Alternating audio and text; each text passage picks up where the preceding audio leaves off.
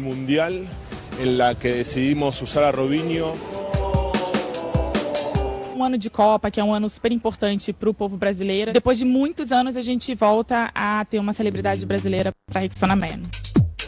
No hay ningún efecto especial, solamente con el maquillaje y el acting. Acting de zombie. Es un poco más automático. Cuando llega el Mundial, los hombres empezamos a transformarnos en algo raro que no podemos dejar de pensar en fútbol y nos pareció que era una buena metáfora, una buena analogía compararnos con zombies del fútbol. Eu uso o preto nas cavidades, fica aquela coisa meio assustador, vermelho em volta dos olhos, para dar impressão de sangue. O primeiro sintoma de quem é fanático por futebol é a transpiração, então todos eles suam muito. Toda a nossa luz aqui está sendo feita por meio de balões de HMI e elas ficam flutuando. Tem um processo também de uma preparação, de uma queda, de um dublê que vai estar caído no primeiro andar.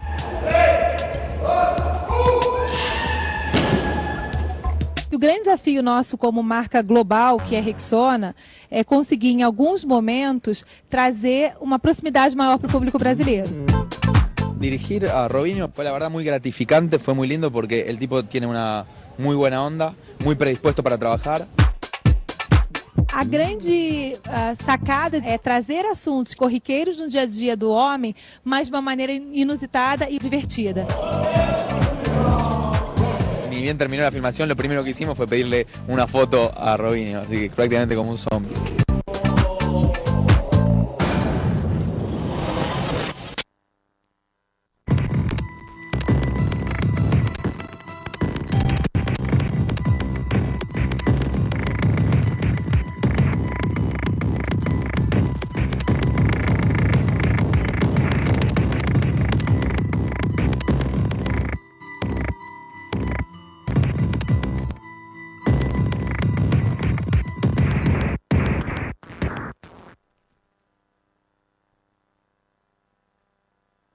Este programa é uma produção independente.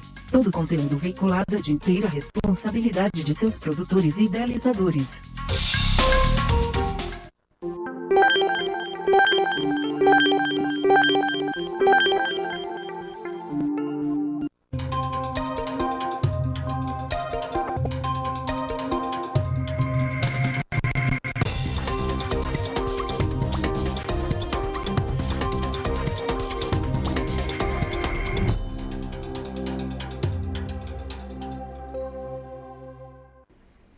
Olá, estamos aqui ao vivo nos estúdios da All TV com mais uma edição do programa Urban View, um olhar sobre as cidades, que é uma produção da Urban Systems, que tem a apresentação minha, Gilberto Brant, e a participação da Sandra Lanza. Sandra, tudo bem com você? Tudo ótimo, e com você, Gilberto? Tudo jóia. A Sandra está aqui já no chat esperando a participação de vocês. Pois é, e bom dia, boa tarde, boa noite a você que está com a gente aqui no Urban View. E já tem gente no chat, viu, Gilberto? Olha que legal, um grande abraço para a Ângela.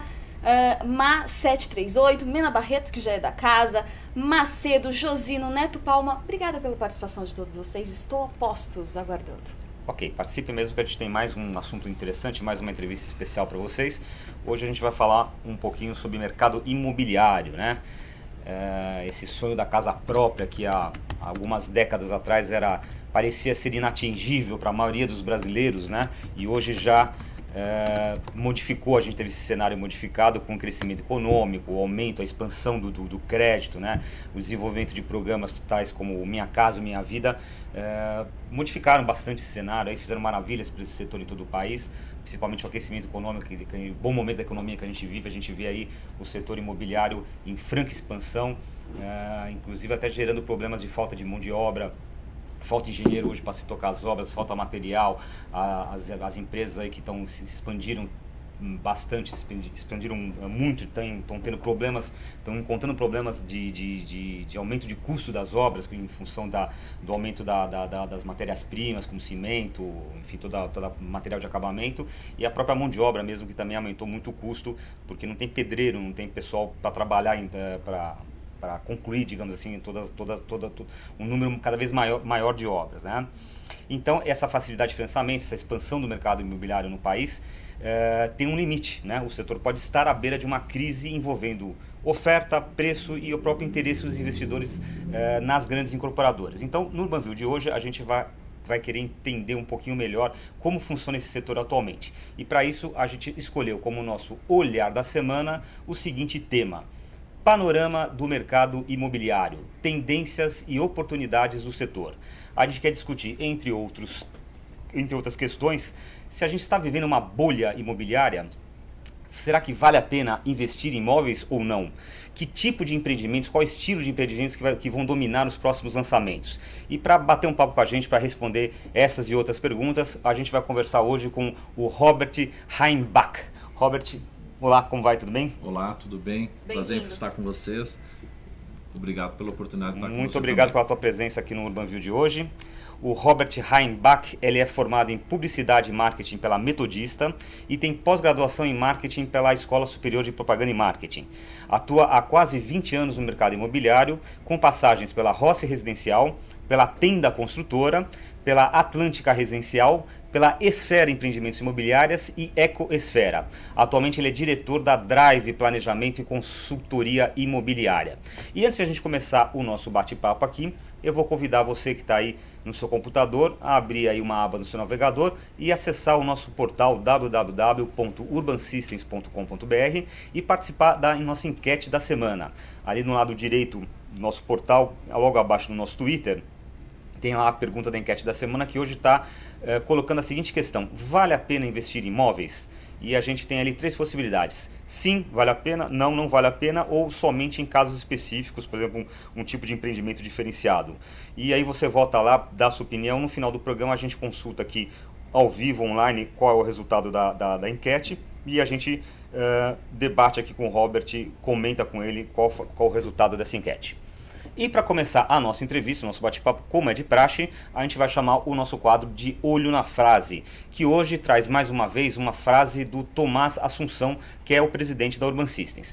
O Tomás é um arguto observador aí do mercado imobiliário e diz ele: o mercado imobiliário nacional não conseguirá sustentar a subida astronômica nos preços por muito mais tempo, já que os valores altos causados pela procura começam a inviabilizar a demanda que depende de financiamento.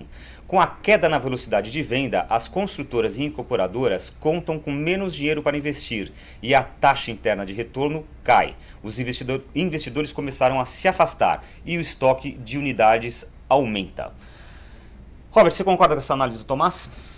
Concordo. Há segmentos, isso não é um fato generalizado, tá, no mercado, mas há segmentos que começam a enfrentar um aumento dos seus estoques e uma diminuição da velocidade de venda, principalmente nos segmentos que estão focados no valor agregado, né, nos imóveis que têm principalmente preços voltados para a classe média e média alta. A alta renda é um mercado que sempre se comportou dentro de uma demanda normal, até porque a oferta nunca foi extremamente explosiva.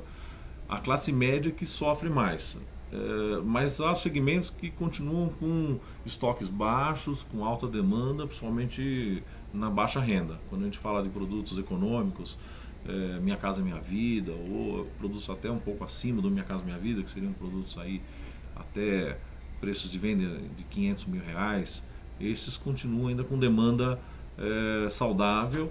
Há espaço porque você está atendendo um público que não é um público de, você diria, de bolha, né? Sim. Que é a pessoa que está comprando para investimento ou para eventualmente uma revenda ou segundo ou terceiro imóvel. É o público do primeiro imóvel. Esse ainda tem uma boa demanda. Nós estamos vivendo a fase do bônus demográfico, né?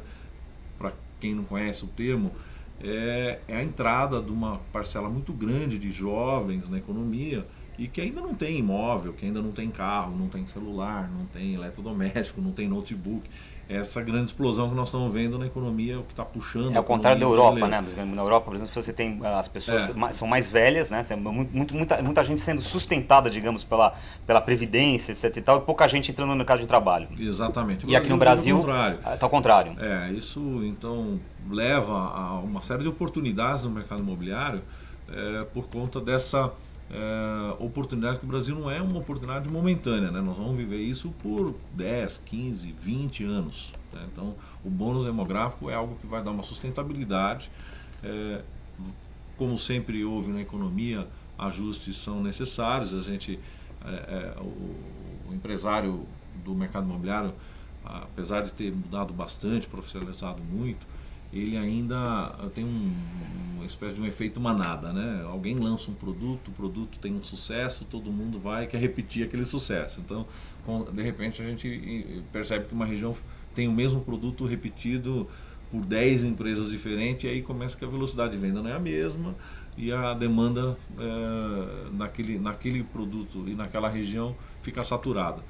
Mas, no contexto geral, eu que estou acompanhando de perto esse mercado, em contato com várias empresas incorporadoras e construtoras, entendo que há um momento de um ajuste, uma mudança para algumas empresas do seu foco.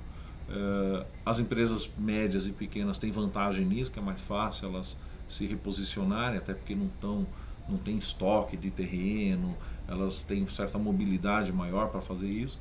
As empresas maiores, que primeiro estocaram terrenos para, em alguns segmentos vão ter que ver uma forma melhor de colocar esses terrenos no mercado, né, viabilizar novos projetos, e tem mais dificuldade de administrar isso com seus investidores, com seus acionistas. Às vezes uma mudança não é tão simples de ser implementada como numa empresa menor, né?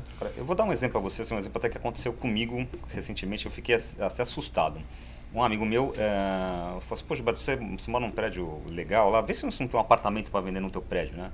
Aí eu nunca me interessei em perguntar quanto é que vale o meu apartamento, né? E eu comprei esse meu apartamento exatamente há 3 anos atrás. E eu paguei, na época, 300 mil reais esse apartamento. Eu fui lá semana passada e cheguei pro zelador e falei assim: tem apartamento à venda aqui no nosso prédio? Ele falou: não, tem 2 apartamentos, tem o teu vizinho e um outro do 6º andar ali. Quanto que o pessoal está pedindo? Um está pedindo 630 ou 650. Eu confesso para você que eu fiquei em estado de choque.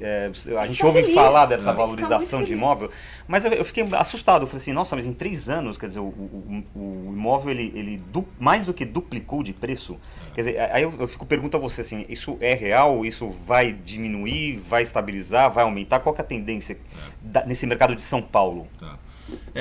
Nós vivemos realmente de 2009 até 2011 uma explosão no preço de venda, fruto de que o mercado entendeu que a demanda pós-crise não estagnou a economia brasileira, né? Quer dizer, a gente continuou em franco crescimento, mas isso fruto um pouco de um fato que o imóvel no Brasil estava defasado, né? Então, em relação a outras economias, o imóvel, se você fosse comparar em dólar, em 2009, 2008 ainda, ele estava relativamente defasado a outros mercados.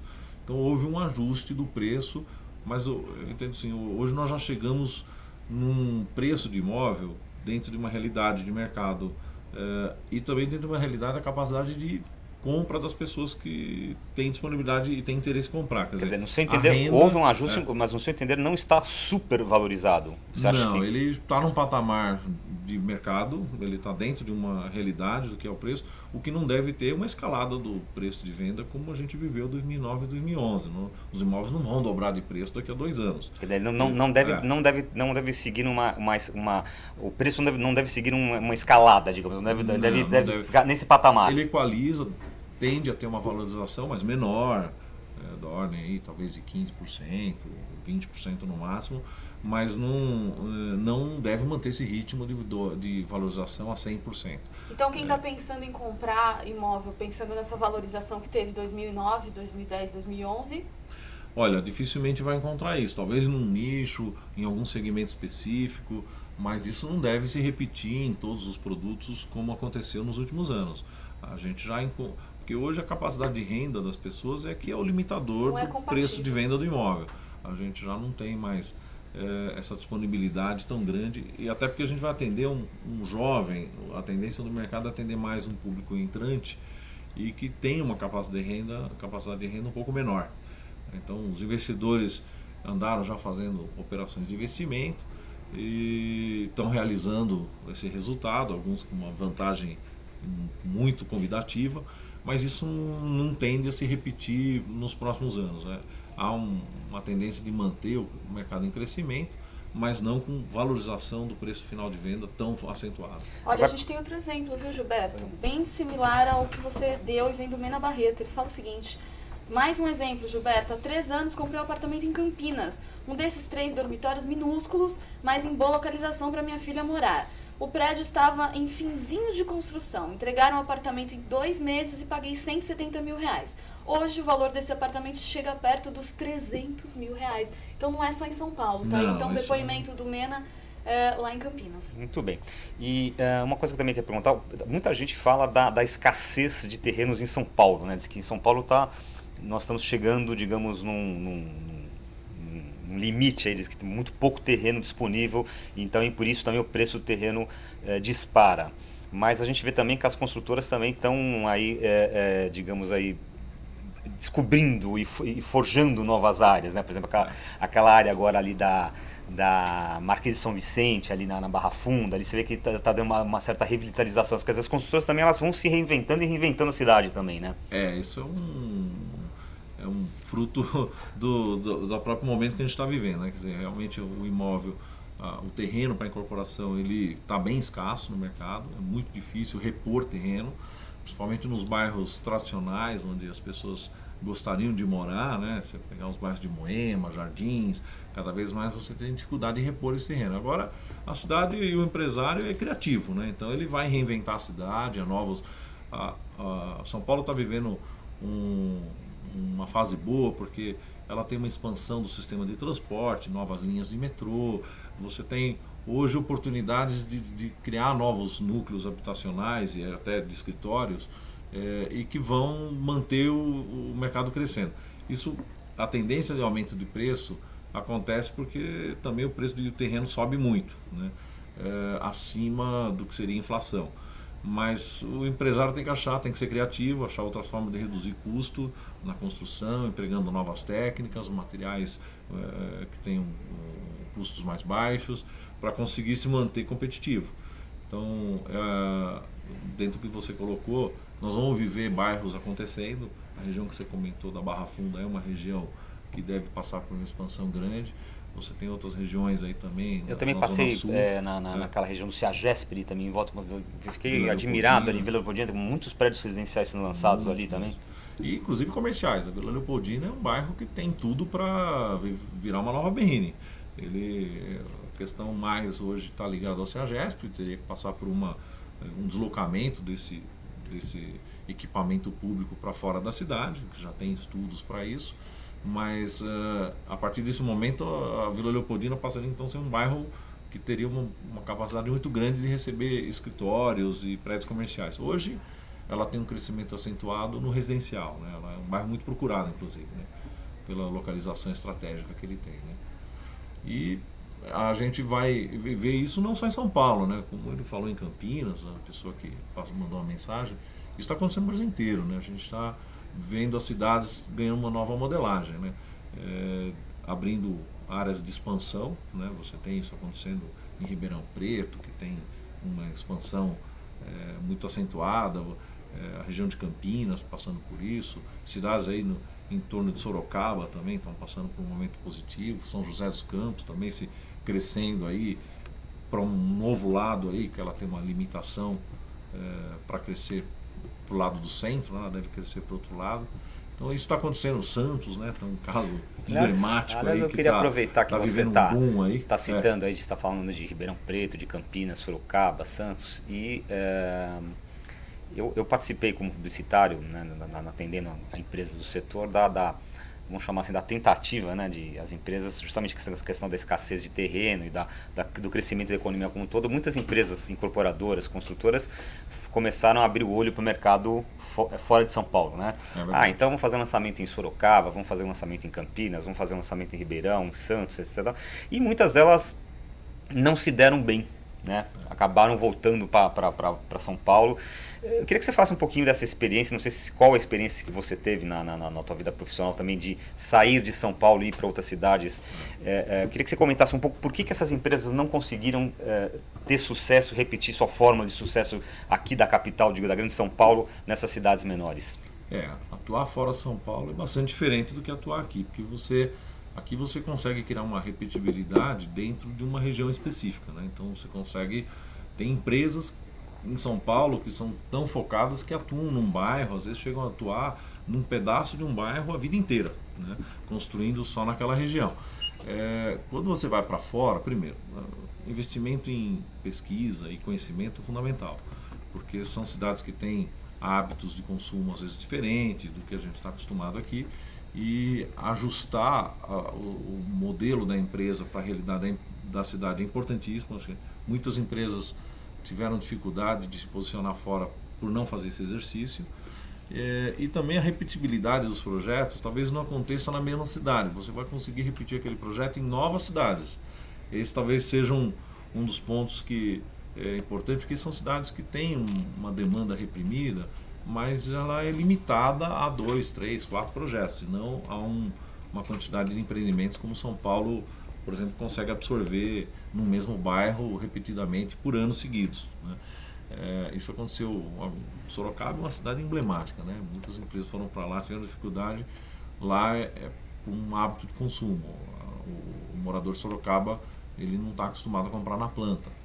Então, essa venda do tradicional, do lançamento, com plantão de vendas e tal, ele tem que ser repensado quando se for para aquela cidade. Tem que pensar em iniciar uma obra e fazer o lançamento num outro momento do empreendimento. Quer dizer, isso tem que estar dentro da estratégia da empresa.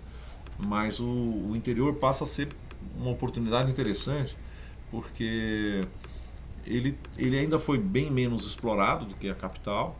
Você tem grandes nichos e você tem locais de expansão por conta de atividades que estão acontecendo por investimentos, né? A Petrobras aí com investimentos grandes no litoral. Você tem indústrias se instalando no interior de São Paulo, indústrias automobilísticas, indústrias alimentícias, farmacêuticas. Então você vai ter novos polos nascendo aí, né? Cidades que estão passando. Tem cidades hoje que têm problema de crescimento, que o prefeito chega a limitar a novos projetos. Caso de Hortolândia, a gente está vendo aí, que é uma cidade que o prefeito teve que tomar decisões administrativas para segurar o crescimento imobiliário, que a cidade não tem infraestrutura para receber o crescimento que ela teve. Então ela tem problema de falta de escola, de educação, de transporte. E para o prefeito não viver um caos no futuro, ele teve que limitar os novos projetos. Aliás, teve um convidado aqui que falou uma grande verdade, né? Que no Brasil é um dos poucos países onde, às vezes, o investimento imobiliário chega e depois a infraestrutura vem atrás, né? Está citando o exemplo de Alphaville, né?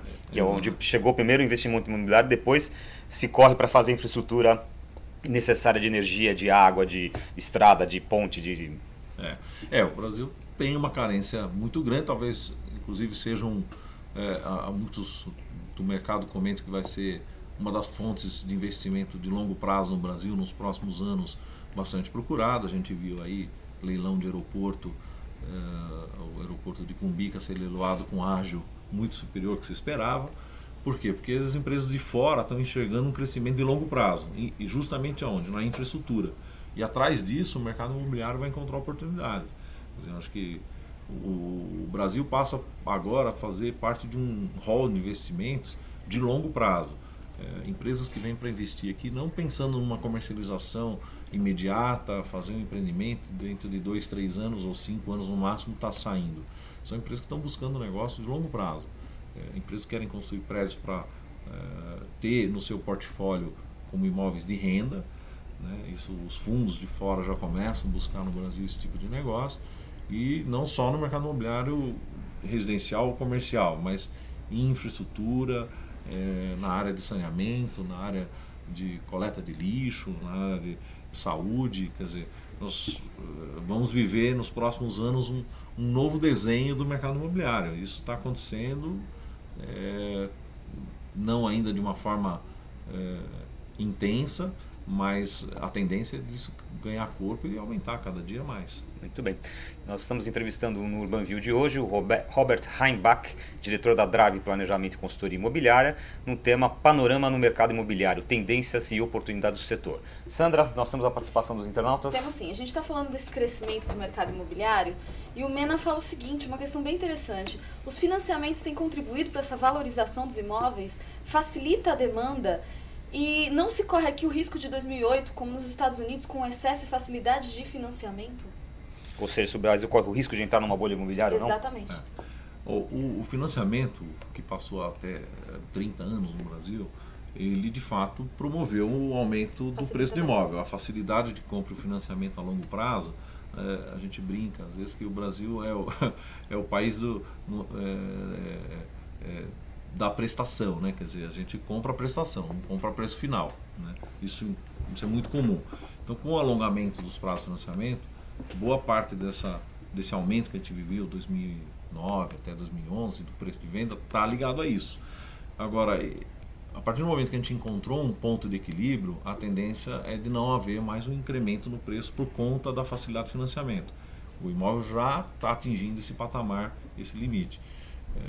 Mas em contrapartida, sem o financiamento de longo prazo, a indústria imobiliária teria dificuldade de se manter crescente do jeito que ela precisa, né, para se perpetuar, principalmente as empresas de capital aberto. Quer dizer, o que trouxe o crescimento do mercado imobiliário foi justamente a segurança dos contratos, alienação fiduciária, o poder de retomada do agente financiador do imóvel, que é uma coisa que era um problema estrutural do Brasil até então, e isso permitiu que os bancos passassem então a abrir linhas de crédito mais longas.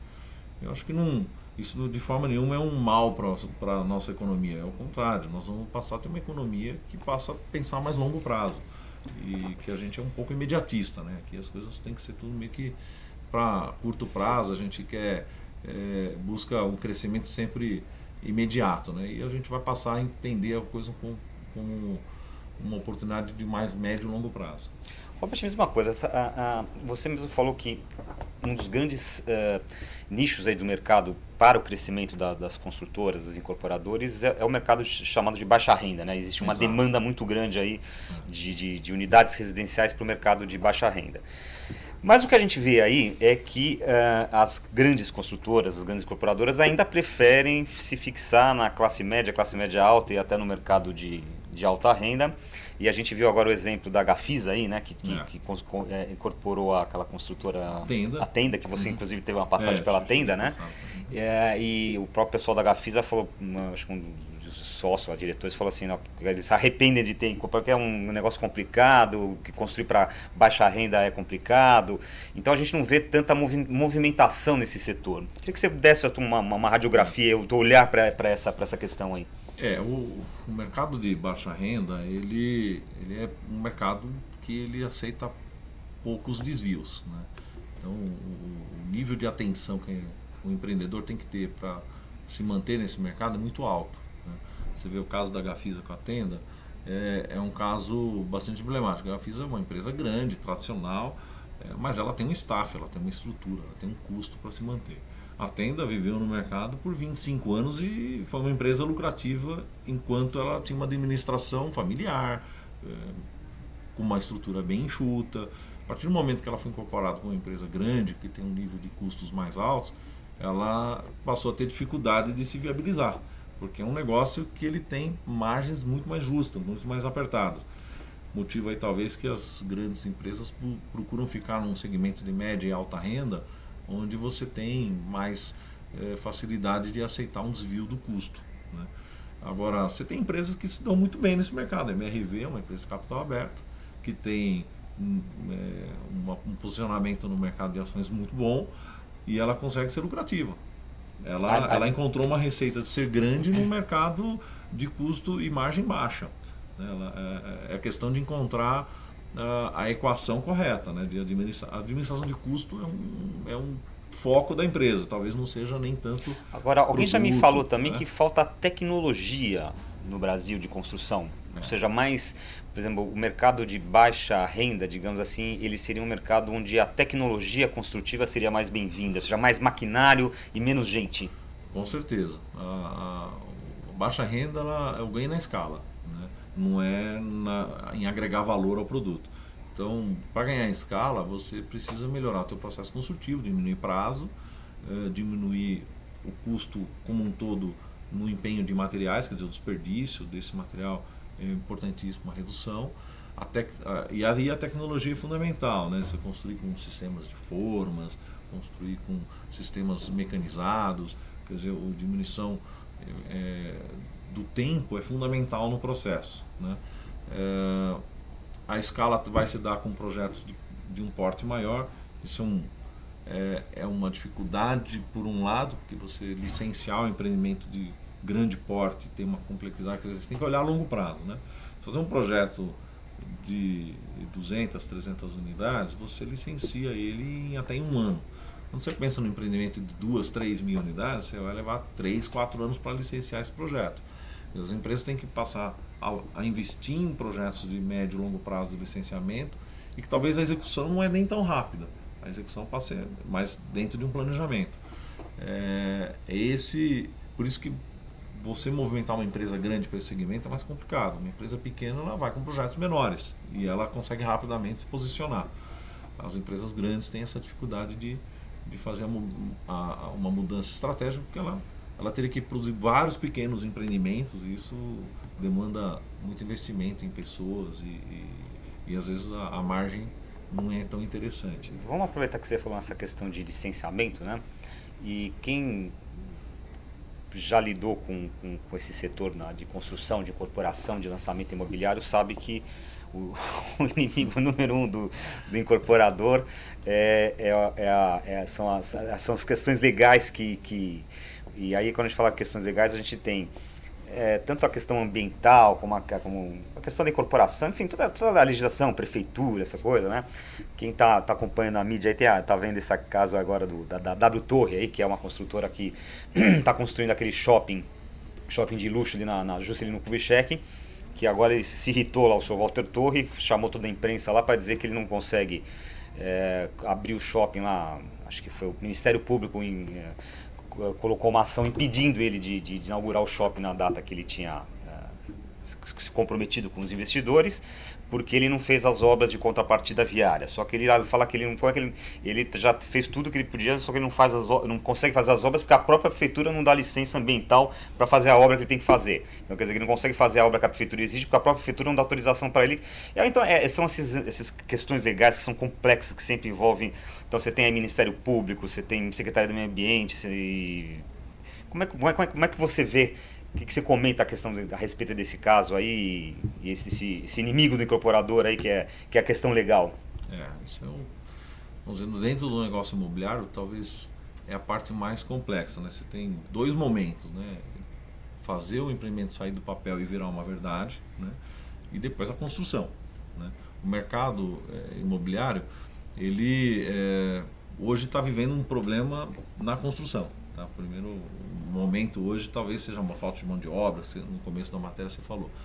E o outro foco é esse do licenciamento. No caso do shopping especificamente, é um projeto de impacto muito grande, é um shopping que, pelo tamanho e quantidade de vagas que ele tem, ele teve que passar por um ajuste no licenciamento. Pelo que eu soube, era um projeto que já estava aprovado há muitos anos, dentro de uma São Paulo que tinha muito menos carros, né? A partir do momento que esse projeto começou a ser implantado anos depois, houve uma necessidade de um ajuste no licenciamento, e aí eles tiveram um descasamento entre a execução da obra, que já vinha em andamento, com o licenciamento ambiental, que não aconteceu no prazo que eles precisavam. Quer dizer, isso é mais comum do que parece, né? As empresas vivem esse problema com frequência grande.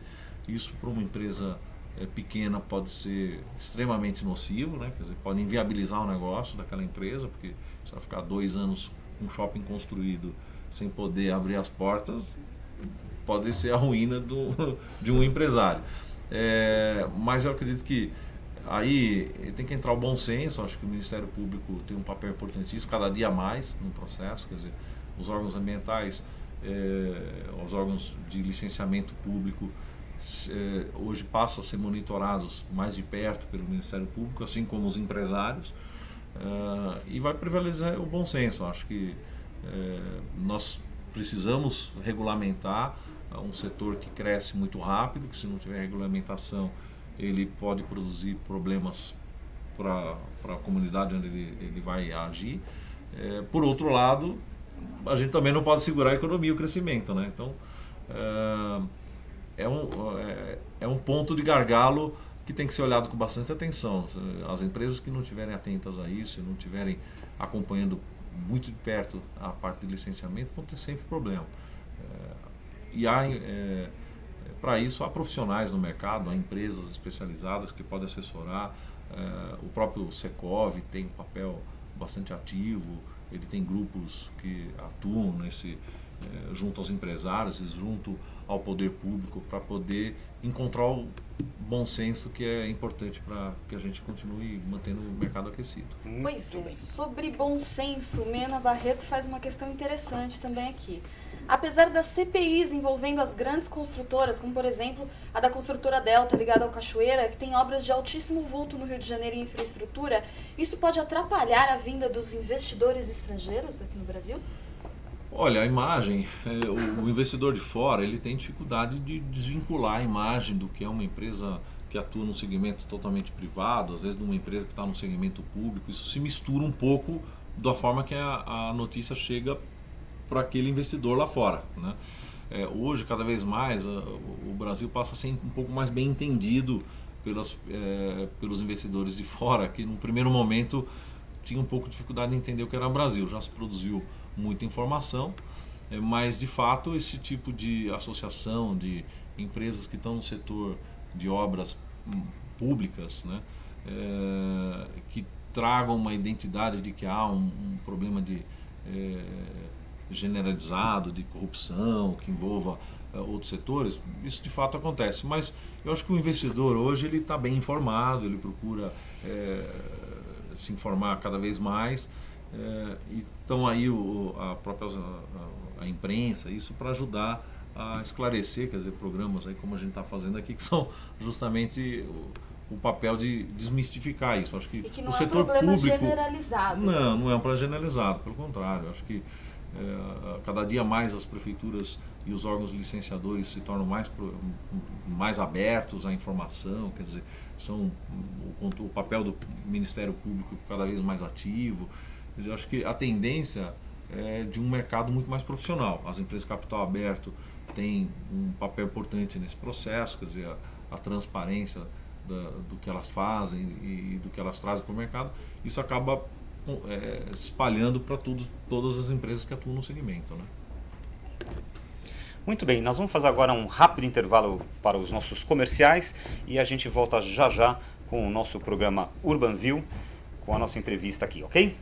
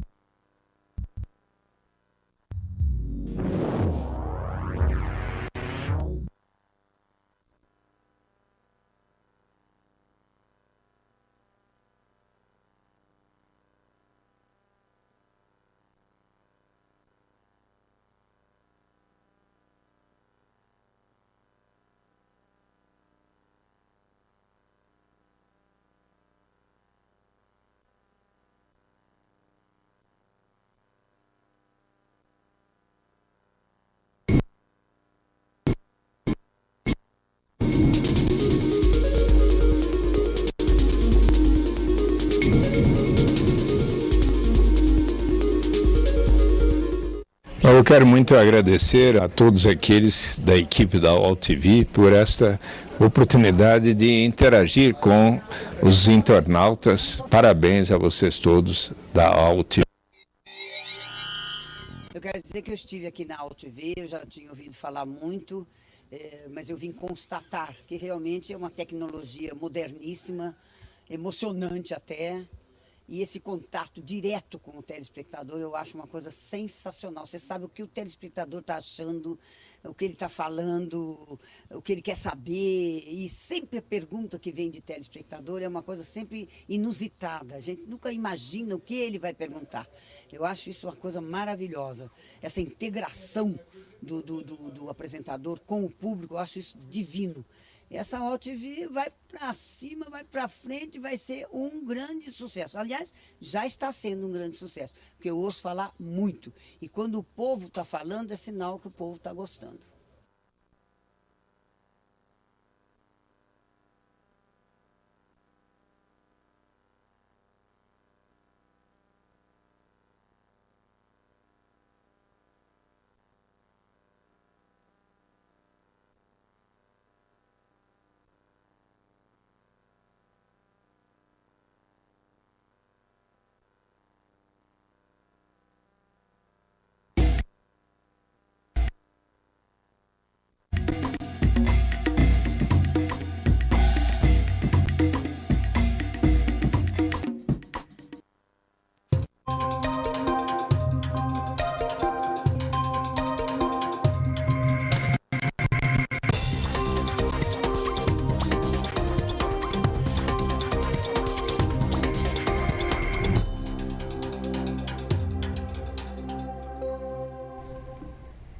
Ok, estamos de volta com o Urban View, onde a gente está entrevistando hoje o Robert Heimbach, diretor da Drive Planejamento e Consultoria Imobiliária, com o nosso olhar da semana de hoje, que é Panorama do Mercado Imobiliário, Tendências e Oportunidades do Setor.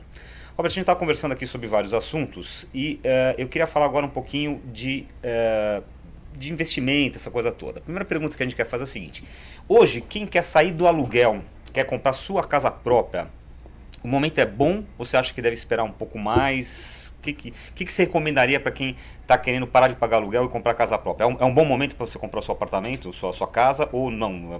É o momento de esperar? Olha, um momento para sair do aluguel e para casa própria, ele é um bom momento, sim. Para quem está... porque normalmente assim, o segmento que hoje começa a ter oportunidades de preço está na média alta renda. Então essa pessoa normalmente não está no aluguel, é alguém que já tem um imóvel e que vai fazer upgrade, né? Está buscando um imóvel melhor, a família cresceu, eu quero morar mais perto do meu trabalho, quer dizer, a pessoa está trocando de bem, né? São os imóveis que são aí acima de R$500 mil o preço de venda. O público que normalmente está no aluguel é o público que está se formando, é um jovem casal, vão se casar. Então o momento é oportuno, sim, porque você tem financiamentos com taxas de juros acessíveis, principalmente no que está dentro do programa Minha Casa Minha Vida, que são programas públicos que dependem também de capital, investimento público nesse segmento, quer dizer, são até subsidiados por linhas de crédito pública. Então o momento continua bastante vantajoso para você sair do aluguel e comprar seu imóvel. A questão hoje também está ligada a você sair de uma despesa permanente e passar a fazer um investimento no que é seu, né?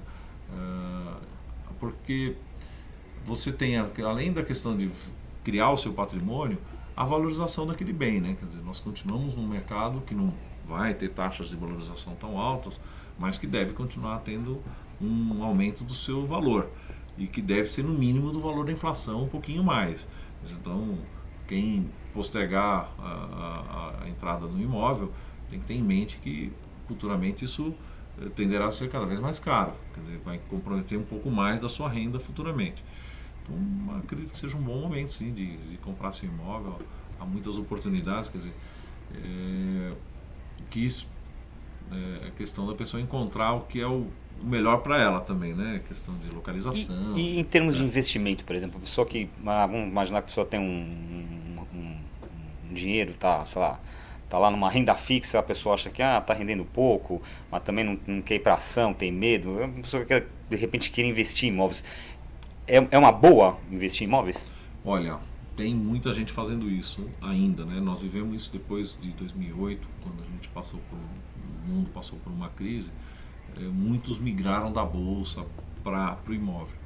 E o imóvel, ele além de ter o ativo ali que valoriza, ele gera um rendimento, né?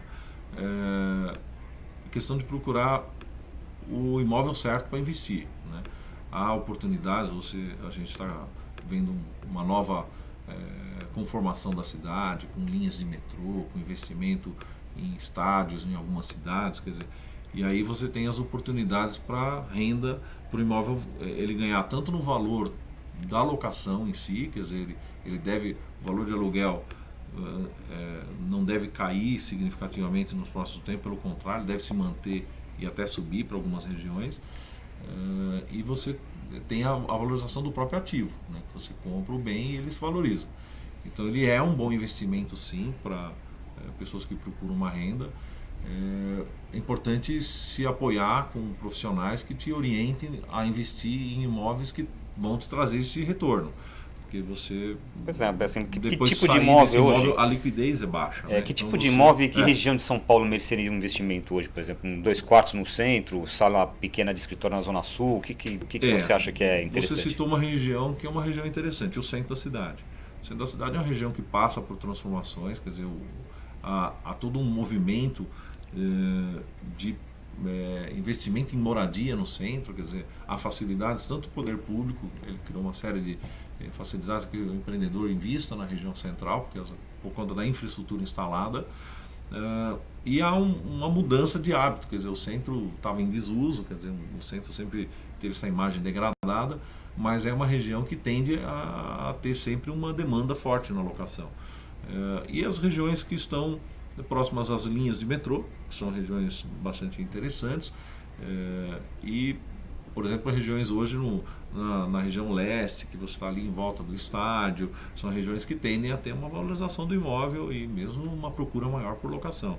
Não só por conta do evento específico, mas é que um estádio, como está sendo implantado na Zona Leste, ele vai ter eventos permanentemente.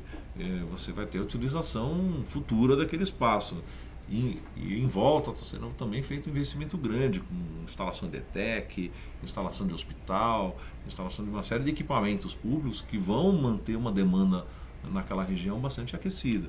Então há oportunidade sim de investimento, principalmente nas linhas de metrô, na região central e perto de grandes equipamentos públicos. Eu acho que são os principais pontos que eu poderia assim de pronto falar, mas eu acho que é importante a pessoa se apoiar em algum profissional, procurar uma orientação na hora de fazer o investimento. E os fundos de investimento imobiliário, esses certificados de potencial adicional de construção, CEPACs, eles também são uma boa opção para quem quer investir? O leigo pode investir nisso? Seria uma coisa mais para profissionais? Como é que você vê esses? Olha, para o leigo investir em CEPACs eu acho um pouco delicado, porque depois tem a questão da colocação desse papel, que é bastante específica. E é um mercado que hoje também já está bastante demandado, né? Há bastante investidores que buscam investir nos papéis CEPAC. Já, inclusive, os próprios leilões aí têm tido um ágio bastante alto, né? Mas é um segmento que pede investimentos de um valor mais alto, né? Você não tem como comprar R$5.000 em CEPAC, quer dizer, o investimento você já tem que pensar no investimento de um vulto maior, que você depois consiga colocar esse papel na mão de uma empresa que precisa de um volume mínimo de CEPACs para realizar seu projeto. As empresas não querem comprar pulverizadamente o CEPAC, elas querem encontrar alguém que atenda lá a sua demanda de 1.000, 2.000, 5.000 metros quadrados de área construída, quer dizer, então você já tem que pensar, se for fazer investimento nesse segmento, em amanhã como é que vai ser a colocação desse papel, mas que é um papel interessante para investimento, Com certeza talvez hoje do mercado imobiliário seja um dos grandes investimentos, oportunidade de investimento está no CEPAX. E os fundos de investimento imobiliário? Os fundos de investimento imobiliário continuam aquecidos, há vários fundos já formatados no Brasil e há muitos fundos vindo buscar negócio no Brasil. A gente, na empresa, tem recebido consultas de europeus, de americanos, de fundos asiáticos. Eles têm vindo para o Brasil procurar oportunidades de investimento e, como eu comentei anteriormente, a tendência agora é começarem a buscar investimentos de longo prazo, não só investimentos no real estate para uma comercialização e uma saída rápida, mas já começa uma procura maior de investimentos de longo prazo, prédios para formar um ativo, um banco de ativos aqui no Brasil, e que se esse imóvel vai ser amanhã locado ou já um build-to-suit, quer dizer, isso tende a aumentar cada vez mais. Os fundos estão se reposicionando, né? Eles começaram numa visão de curto prazo e agora começam a se remodelar para investimentos de médio e longo prazo, mas com uma tendência de aumento de participação cada vez maior, os fundos se associando a empresas menores, quer dizer, nas grandes companhias de capital aberto, os fundos não têm um papel tão contributivo, até porque são empresas que já têm fonte de captação de capital. Eles se focam nas empresas médias, principalmente nas empresas que têm gestão. A empresa que hoje quiser buscar investidores, ela tem que investir em gestão, ela tem que ter capacidade de produzir informação para aquele investidor, ele demanda informação, e se ela conseguir investir em gestão para produzir essa informação, ela não vai ter falta de investidores. Quer dizer, todo esse movimento causa realmente uma maior profissionalização das empresas do setor. Com certeza. Cada dia mais as empresas tendem a se profissionalizar, contratar profissionais com conhecimentos do mercado financeiro, quer dizer, dentro do seu quadro, não só pessoas da área técnica com conhecimento específico de licenciamento, mas com profissionais de mercado financeiro para poder atender a demanda desse novo player aí que cada dia mais tem presença nas empresas de incorporação e construção. Robert, você também trabalhou aí um bom tempo com construção sustentável lá na Ecosfera, né? A Ecosfera, até quero que você conte um pouquinho da proposta da Ecosfera, que eu me lembro, a Ecosfera tinha uma proposta de construção sustentável, né? Então eu queria que você contasse um pouquinho dessa proposta da Ecosfera e queria que você me dissesse se você acredita que os demais empreendedores do mercado, os mais empreendedores imobiliários aí, entendem a sustentabilidade como uma real necessidade, quer dizer, tem que se caminhar para isso, ou esse termo está sendo utilizado ainda muito como marketing, de forma leviana, digamos assim? A sustentabilidade é uma demanda natural, né? Quer dizer, as empresas vão cada vez mais ter que se adequar a essa realidade. A sustentabilidade está em tudo, né? Quer dizer, mas ainda o consumidor não paga pela sustentabilidade. Ele quer ter o benefício da sustentabilidade, mas dificilmente ele gosta do discurso, mas não está disposto a pagar por isso. Porque é mais caro. É mais caro, com certeza. Você produzir um produto sustentável, ele traz um incremento de custo. Dificilmente você consegue fazer isso sem incrementar custo. Então o consumidor ainda não está disposto a pagar mais para ter um produto sustentável. É por isso que é mais comum a gente ver esses empreendimentos chamados empreendimentos verdes, sustentáveis, que tem certificação LEED, que tem certificação, essas certificações internacionais. Normalmente a gente vê mais isso em prédios AAA comerciais do que em prédios residenciais. Exatamente. Porque as empresas aí, no caso, elas têm mais poder para bancar isso daí. Exatamente. E você comentou lá na Ecosfera, a gente desenvolveu o produto, ele teve uma aceitação muito grande, mas as pessoas hoje são prédios que estão com boa parte deles já entregues ou sendo entregues, e na revenda a gente faz hoje até bastante revenda desse tipo de produto. O comprador que vai, tanto a pessoa que está vendendo como a pessoa que está comprando, não trabalham a questão do produto sustentável na revenda do produto, quer dizer, trabalha a valorização que teve do mercado imobiliário, mas não dão valor à sustentabilidade que aquele produto traz em si. Vende o apartamento pelo apartamento em si. Estou vendendo um apartamento de 3 dormitórios, bem localizado, etc. Ninguém fala que é verde e sustentável. Exatamente, ninguém explora isso, que na verdade talvez seja o maior atributo do produto, né? A ideia foi muito interessante. Como é que dá uma pincelada para a gente como é que eram esses projetos? Os produtos eles traziam os empreendimentos traziam uma série de itens de sustentabilidade, desde reuso de água, da água de pia de banheiro, da água, de algumas águas que não são as águas sanitárias, né? Energia solar, elevadores que tenham economia de energia, na parte telhado ecológico. Havia uma série, chegava a 16 itens de sustentabilidade que traziam de fato uma redução no custo de manutenção do condomínio, né? Mas eles não chegavam a ser edifícios certificados? Os prédios chegaram a ter empreendimentos com LEED, chegamos a certificar alguns prédios com LEED, não todos, mas estavam no processo inicial de certificação, que eu acho que tende a ter um espaço. Acho que assim, não deve acontecer uma tendência de que todo o mercado vai se certificar, mas há um nicho de mercado para produtos sustentáveis disponível, quer dizer, esse nicho não está atendido hoje no residencial, e quem está demandando a certificação de sustentabilidade na construção civil são os prédios comerciais AAA, por conta de uma demanda dos seus inquilinos. Quer dizer, o inquilino é que demanda que esteja num prédio sustentável, principalmente as multinacionais. Essa demanda é muito mais exterior do que interior. As empresas nacionais estão abrindo o olho para isso, mas as multinacionais já têm uma demanda muito mais acentuada de procurar estar num prédio sustentável. Então, acho que isso começa por uma cultura, né? Quer dizer, nós estamos ainda num processo de aculturamento da sustentabilidade como um todo, mas é algo que veio para ficar. Eu não acredito que é uma coisa momentânea, que seja algo que veio e vai passar e não vai ter continuidade. Pelo contrário, cada dia mais você pega as crianças aí, os jovens que estão saindo para consumir, eles cada vez mais vão demandar produtos sustentáveis. Então as empresas que estiverem atentas a isso, elas vão ter um diferencial. E agora você está atuando na Drive Planejamento e Consultoria Imobiliária. Eu queria que você contasse um pouquinho da Drive, para a gente, qual a proposta, onde que vocês estão atuando mais. Olha, a Drive é uma empresa que existe no mercado desde 2005. Ela era house de um grupo de empresas que vendia só o produto da própria marca, que eram os produtos da Ecosfera. E desde 2009 nós então fizemos um split da empresa. Eu tenho um sócio na empresa, que é o Alexandre Melão, e a gente reposicionou essa empresa procurando atender as empresas médias. O mercado de empresas comercializadoras, ele está passando por uma concentração. A gente tem visto aí sistematicamente as grandes companhias adquirindo empresas tradicionais do mercado.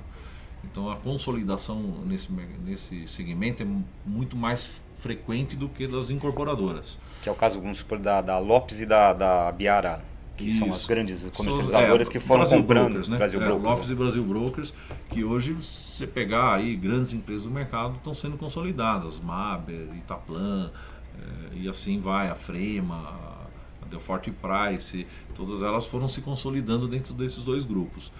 Então você tem hoje uma disponibilidade para a empresa média e pequena que precisa de um atendimento personalizado, onde as pessoas do atendimento lhe agreguem valor, que são empresas que não podem investir tanto em profissionais que tenham conhecimento tão aprofundado de buscar investidores para o seu negócio, buscar aperfeiçoar seus produtos, aperfeiçoar suas técnicas de comercialização, e elas precisam se apoiar nos seus parceiros, que no caso a imobiliária. Então a gente focou a empresa justamente nesse atendimento personalizado.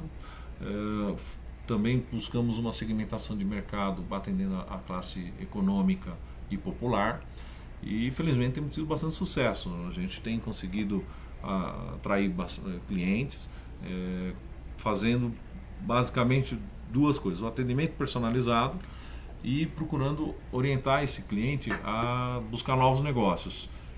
A gente procura levar essas oportunidades de negócio para o desenvolvedor, né, o incorporador ou o construtor, para que ele amanhã nos dê a oportunidade de participar da comercialização do seu produto. E isso tem sido bem recebido, a gente tem conseguido ter cases de bastante sucesso.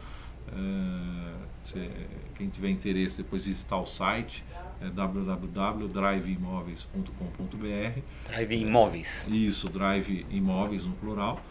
E você vai poder conhecer um pouquinho das empresas e do que a gente faz lá. Agora, o mercado de comercialização, ele é um mercado que está em expansão, quer dizer, como nós, há outras empresas se posicionando, e acho que a segmentação é que vai ser o grande diferencial.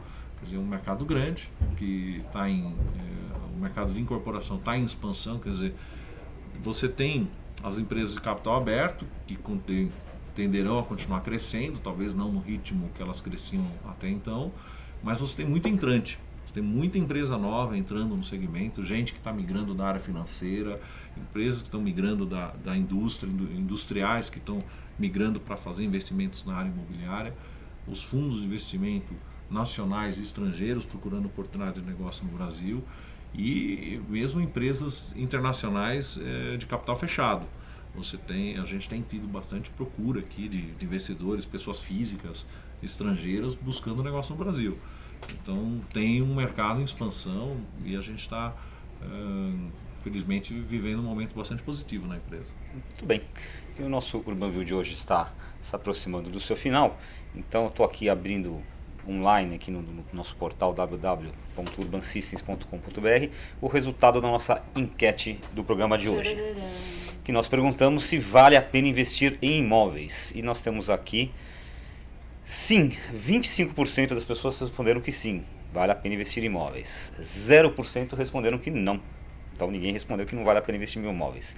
Agora, a grande maioria, 75%, respondeu que apenas em casos específicos, ou somente em casos específicos, vale a pena investir em imóveis. Quer dizer que a maioria está dizendo que cautela e canja de galinha não fazem mal a ninguém, né? Quer dizer, vale a pena investir, mas em alguns casos.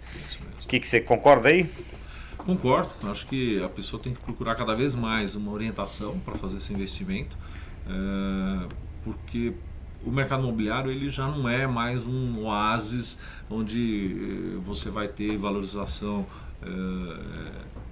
acentuada do bem, né? Então cada vez mais o investimento tem que ser direcionado para um nicho, para um produto, para um posicionamento de produto, para uma região. Quer dizer, você tem oportunidades de investimento sim, mas elas já não são mais tão fáceis de ser encontradas. Quer dizer, você tem que buscar uma orientação para fazer esse investimento. Muito bem.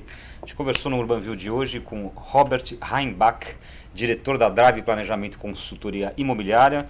Robert, a gente agradece muito a sua presença aqui no UrbanView. Obrigado você. Parabéns obrigado, pela Sandra. Participação. E eu quero mandar um abraço para algumas pessoas que participaram com a gente. Rubão 50, Mas 738, Macedo, Mena. Aliás, quero agradecer ao feedback do Mena, viu, Gilberto? Ele fala o seguinte: gosto desse programa porque o Gilberto vai direto ao alvo, não divaga e sabe colocar as perguntas mais pertinentes para o entrevistado. Sempre uma aula com auxílio luxuoso da Sandra Lanza, então perfeito. Obrigada, você que é ótimo, o Mena sempre está com a gente. Espero contar sempre com a sua participação aqui no nosso chat. Muito bem, Mena. Fico agradecida pelas suas palavras elogiosas e agradeço também a sua constante audiência aqui, sempre participando aí do nosso chat. Muito obrigado. A gente volta na terça-feira que vem com mais uma edição do UrbanView. Feriado e estaremos aqui. Feriado, exatamente. Feriado, dia 1º de maio, estaremos aqui. Um abraço para vocês todos e até terça-feira que vem.